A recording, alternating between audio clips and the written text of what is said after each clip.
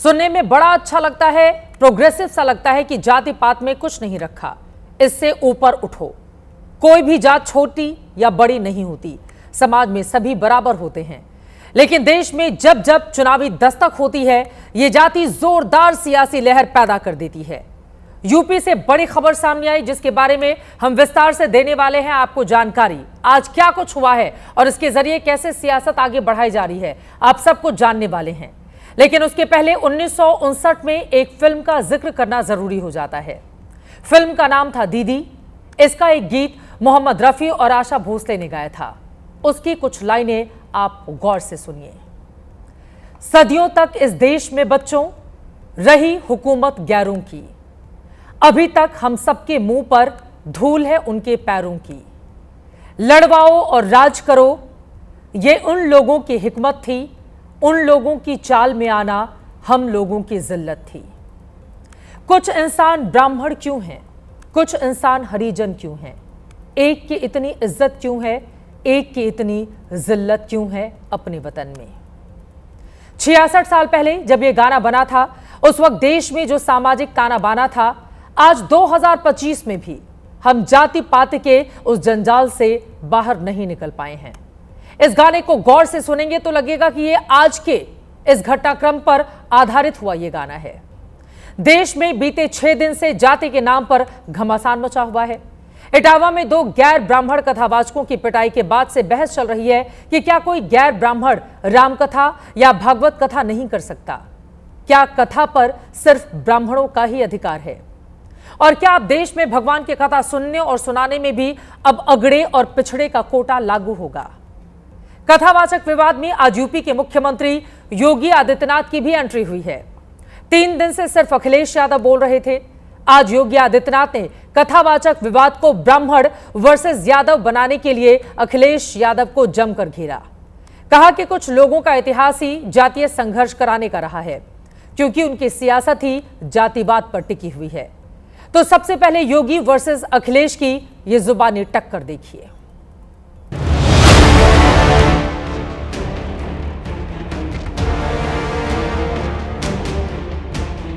पिछली सरकारों की उपलब्धि क्या है?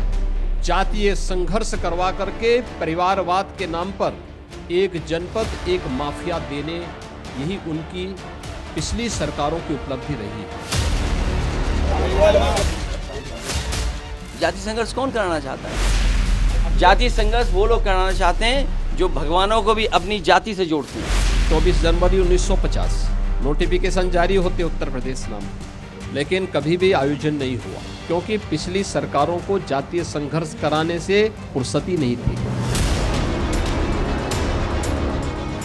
आप सोचिए, अयोध्या सबसे पवित्र धरती, वहाँ बलात्कार हो गया।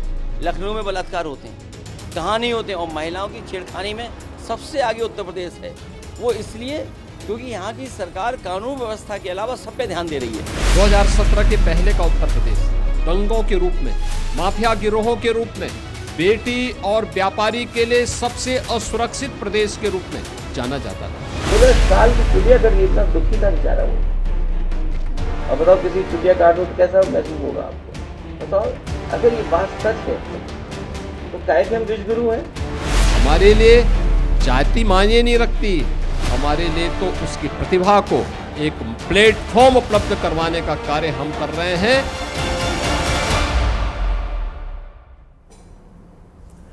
कथावाचक विवाद में योगी आदित्यनाथ और अखिलेश यादव की जुबानी जंग आपने सुन ली।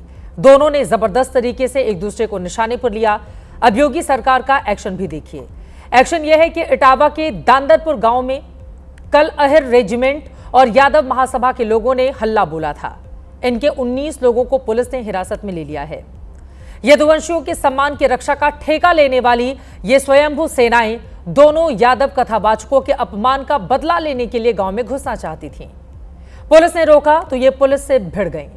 पत्थर मारकर पुलिस को दौड़ाया, उनकी गाड़ियां तोड़ दी गईं।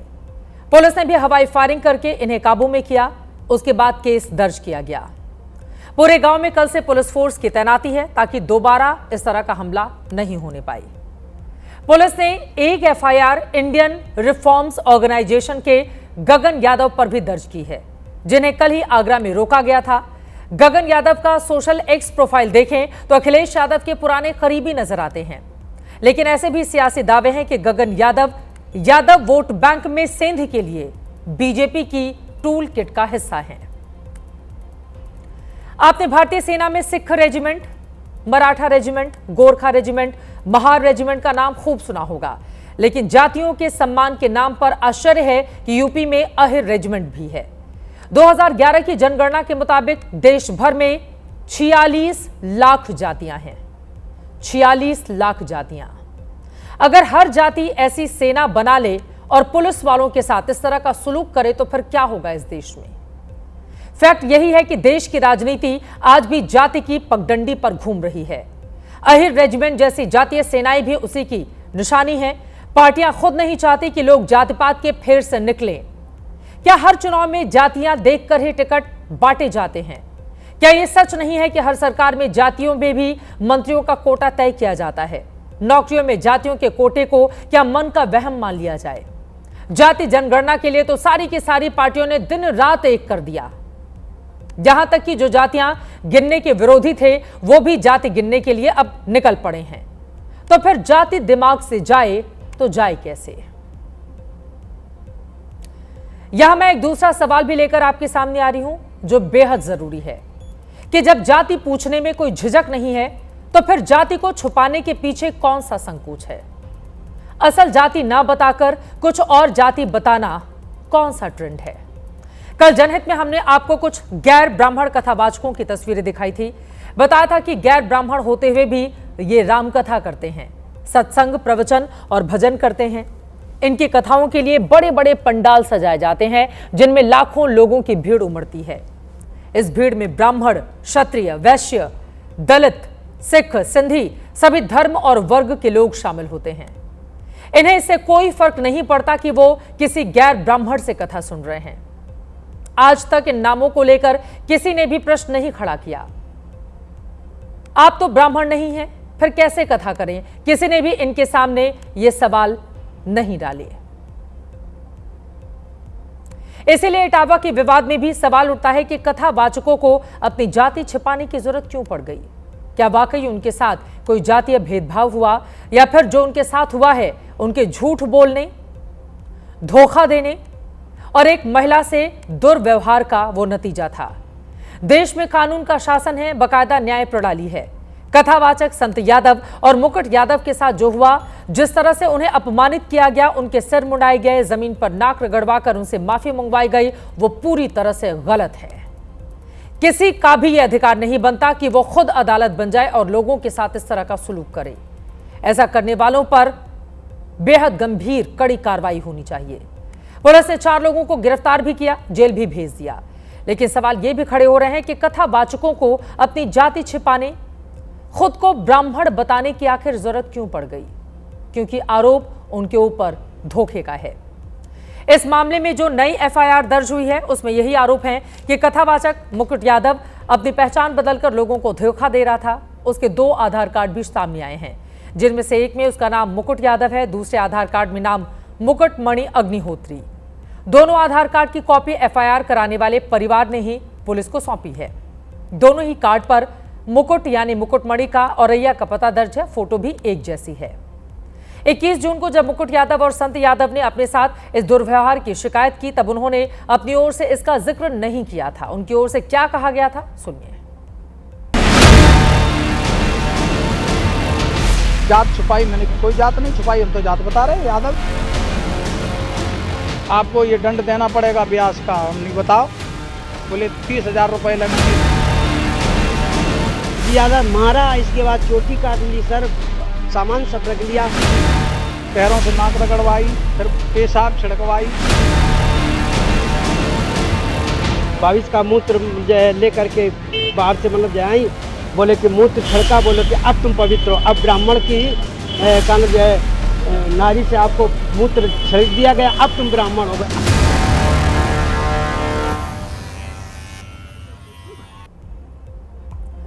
आरोप यह भी है कि कथावाचकों की पिटाई और उनका मुंडन उनकी जाति की वजह से नहीं, बल्कि एक महिला से अमर्यादित आचरण करने, उसे गलत इरादे से छूने की कोशिश करने पर लगा। और यह सब कुछ पूजा के दौरान ही हुआ था। इनका तरीका गलत था और मुझे धीरे धीरे ये शक होने लगी ये ब्राह्मण किस तरीके के हैं, इनका तरीका ही गलत है। और टच करना, फिर खाना पे भी बुलाया, फिर इन्होंने हाथ पकड़ा, ये चीज़ इनकी गलत थी। कौन लोग हाथ पकड़ते थे? यही दोनों। इन्हों पे फिर लड़कों से मैंने बोला, इनसे बोला, इन्होंने बच्चों से बोला, तो दोनों पंडित जो थे हाँ, तब उनसे माफ़ी मंगवाई। अच्छा, हाँ, ये जो घटना हम ये चाहते हैं इन दोनों को सज़ा मिलना चाहिए। दोनों को ये फर्जी आधार कार्ड बन के, ब्यास बन के आज मेरा के लाखों का नुकसान कर दिया। छेड़छाड़ के गंभीर आरोप हैं, लेकिन अभी आरोप सिद्ध नहीं हुआ है। लेकिन दो आधार कार्ड होने का कथावाचक की ओर से अभी कोई जवाब नहीं आया है कि उसे इसकी जरूरत क्यों पड़ी। क्या खुद को ब्राह्मण बताने पर ही उसे कथावाचक के तौर पर स्वीकार किया जाता? अगर वो ये बताता कि वो ब्राह्मण नहीं यादव है, तो क्या उससे कथा सुनने को खारिज कर दिया जाता? क्या बड़े शहरों के उलट छोटे कस्बों में आज भी ऐसा ही है कि जाति देखकर ही किसी को स्वीकार करना पड़ता है?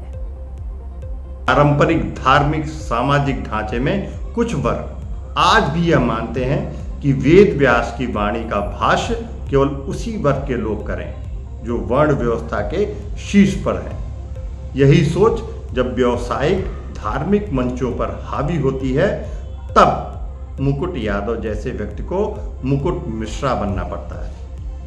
यह घटना सिर्फ व्यक्तिगत छल की नहीं है, बल्कि सामाजिक दबाव की एक बड़ी गवाही है। इस घटना ने एक बार फिर यह दिखा दिया है, यह प्रमाणित किया है कि धर्म और जात का संबंध केवल परंपरा से नहीं, बल्कि वर्चस्व और सामाजिक स्वीकार्यता से भी जुड़ा हुआ है। ये बात मेरे अभी भी समझ में नहीं आती कि मुकुटमणि यादव जी को अपनी जात, अपनी कास्ट, अपनी पहचान छुपाने की जरूरत क्या आई। क्योंकि भारत वो देश है जो कहता है जात न पूछो साधु की। ऐसे बड़े बड़े कथावाचक, साधु, संत और धार्मिक लेखक हुए हैं जो ब्राह्मण जाति से नहीं आते, और हिंदू समाज ने उनको पूर्णतः स्वीकारा है, उनके ज्ञान के बल पर स्वीकारा है। तो मेरे ख्याल से अगर मुकुटमणि त्रिपाठी का ज्ञान परिपक्व होता, उनकी वाणी में अगर सरस्वती होती, तो मुझे लगता है उनको पहचान छुपाने की कोई जरूरत न होती। 25 करोड़ की आबादी वाला उत्तर प्रदेश देश का सबसे बड़ा सूबा है। जातियों का सबसे बड़ा जोड़ भी यूपी में है, और जो इटावा में हुआ वो कोई पहली बार नहीं हुआ। बीते 3 साल पर ही नजर डालें तो कई बार ऐसा हुआ है जब दो जातियों के बीच संघर्ष देखने को मिला हो। आपको याद होगा मार्च 2025 में आगरा में दलित और ठाकुरों के बीच विवाद हुआ था। वजह थी एक दलित की बारात का रास्ता रोका गया।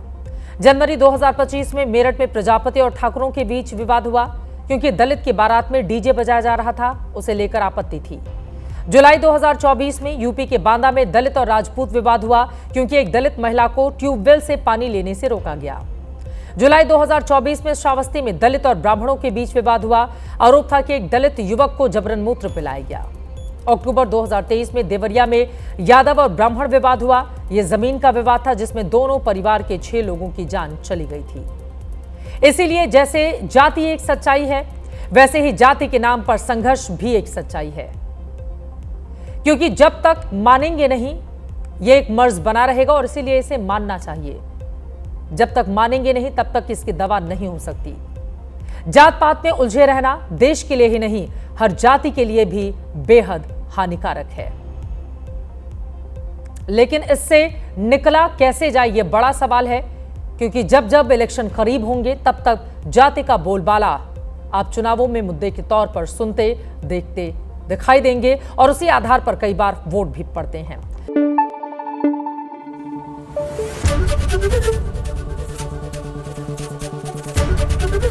एबीपी न्यूज आपको रखे आगे।